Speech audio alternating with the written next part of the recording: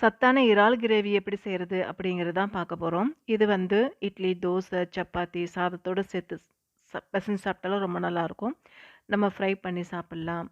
கிரேவியாவும் வச்சு சாப்பிட்லாம். நம்மளுக்கு எப்படி தோணுதோ அப்படி நம்ம சாப்பிட்லாம். நான் ஒரு பேன்ல ஆயில் விட்டுக்கிறேன். ஆயில் சூடானதுமே கடுகு, உளுத்தம்பருப்பு சேர்த்துக்கிறேன். கொஞ்சம் சோம்பு சேர்த்துக்கிறேன்.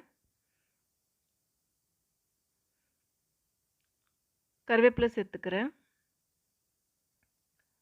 2 மீடியம் சைஸ் ஆனியன் கட் பண்ணி சேர்த்துருக்கேன். வெங்காயம் நல்லா வதங்குனதுக்கு அப்புறமா தான் நம்ம தக்காளி சேர்க்கணும். வெங்காயம் நல்லா வதங்குனா தான் கிரேவி நல்லாயிருக்கும். இப்போ கொஞ்சம் சால்ட் சேர்த்துக்கிறேன். மஞ்சள் தூள் சேர்த்துக்கிறேன்.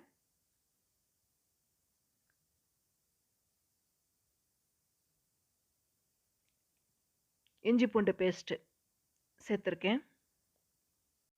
இதை இந்த வெங்காயத்தோடு சேர்த்து நல்லா வதக்கிக்கிறேன். இப்போ நான் 2 தக்காளி மிக்ஸியில் அரைச்சி சேர்த்துக்கிறேன். இது போல் தக்காளி அரைச்சி சேர்த்தா நல்லா திக்காக இருக்கும் கிரேவி. வெங்காயம் தக்காளி நல்லா வதங்கினதுமே நம்ம வந்து வாஷ் பண்ணி வச்சுருந்த இறாலை சேர்த்துக்கலாம்.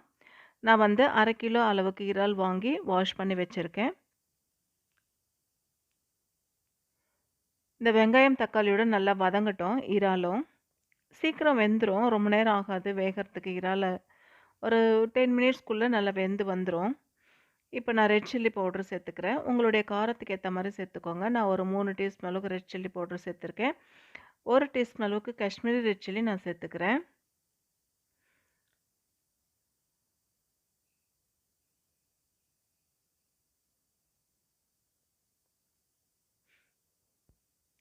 இதோட கரம் மசாலா சேர்த்துக்கிறேன் 1 டீஸ்பூன் அளவுக்கு. இது எல்லாத்தையும் நல்லா மிக்ஸ் பண்ணிவிட்டு கொஞ்சமாக தண்ணி விட்டு மிக்ஸ் பண்ணிக்கணும். அப்போ தான் அடியில் வந்து கருகாத மாதிரி இருக்கும். அதுக்கப்புறமா தேவையான அளவுக்கு நம்ம தண்ணி ஊற்றிட்டு குக் பண்ணிக்கலாம்.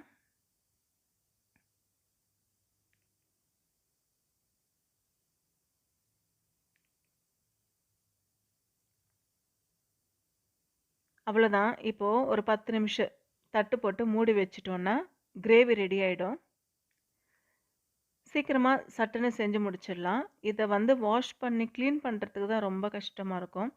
ஏன்னா அதில் நரம்பெல்லாம் எடுக்கணும். அதுதான் கொஞ்சம் கஷ்டம். மற்றபடி ஈஸியாக சீக்கிரமாக செஞ்சு முடிச்சிடலாம். அவ்வளோதான், ரெடி ஆயிடுச்சு இறால் கிரேவி.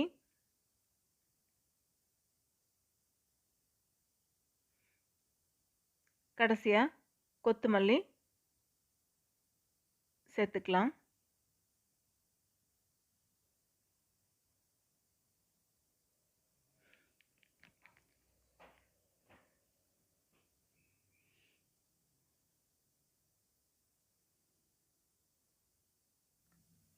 இப்போ ஒரு தட்டு போட்டு மூடி வச்சுட்டு ஒரு 10 நிமிஷம் கழித்து நம்ம பார்த்தோன்னா நல்லா எண்ணெய்லாம் மேலே திரண்டி வந்திருக்கும்.